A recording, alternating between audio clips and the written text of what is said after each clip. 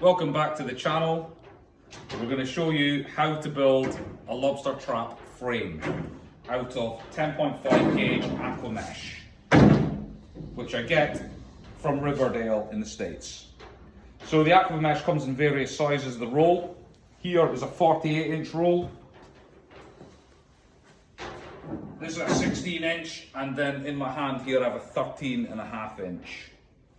So we'll make the various parts. I'll show you how to do it. So here's a piece I cut earlier, but I'll go through the whole process. We're going to make a 30-inch trap, but you can make them any size you want, which is the beauty of using the aqua mesh product. So we'll just get rigged up and I'll show you how to do it. The compressor is charged to 100 psi, which is good for all the tools. Don't go above 100 psi or you damage the seals in the pneumatic tools. So plug that in. Make sure it's all secure.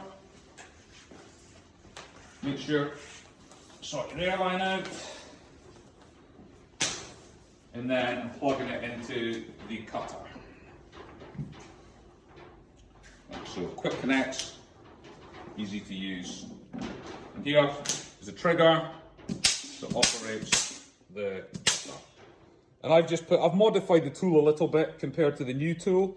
I've used a bit of bungee instead of the rubber band, and I've also put in a little keep here that holds the pliers in position. So just a little bracket that I've made. I just screwed it into the cylinder. Also preserves the cylinder as well.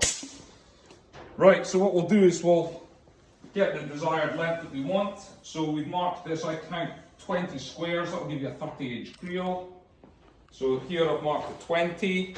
So what I'll do is, just to make it easy, put the on its side, like that, it's heavy stuff. And then we'll cut the steel. You need to get the PPE on, which is important.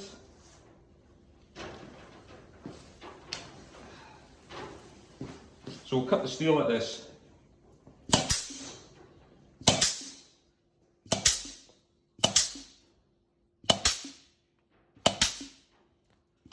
So try and get the cutter as flush to the steel as possible so you don't have any long legs left.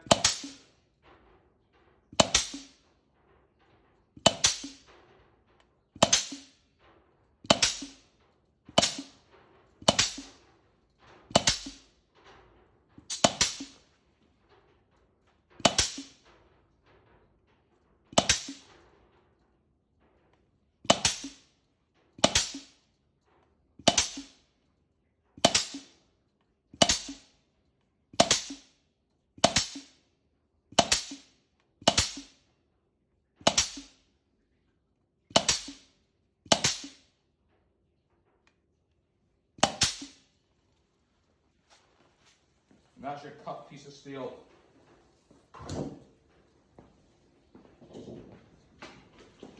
So obviously the closer to the end of the roll you get a bigger radius in the steel, which is actually harder to bend.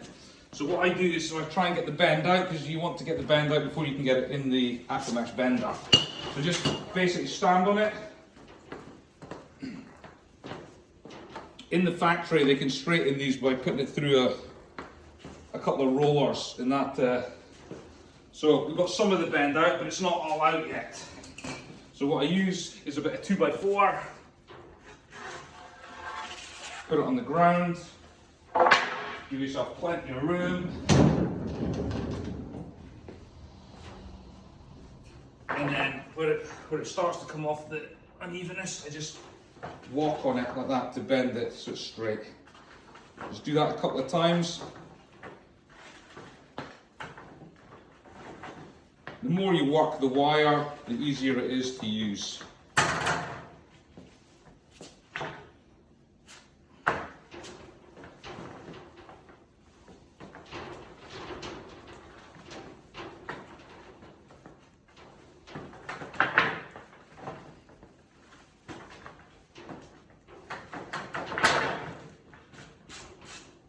And then once you do this a few times, you get the hang of it where you need to bend it.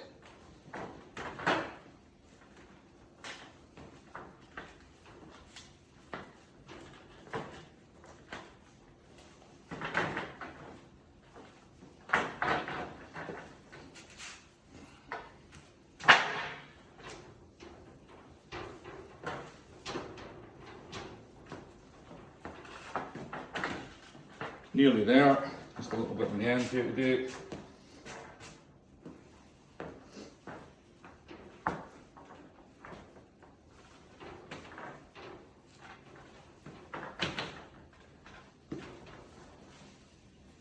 So this is my 48-inch.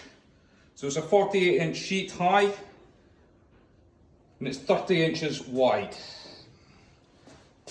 If you look at the front of the sheet, all the horizontal bits, all the horizontal sections are on the outside, and that's, you want to do that. You want to put this side into the bender, not that side where all the horizontal ones are on the inside. Right, so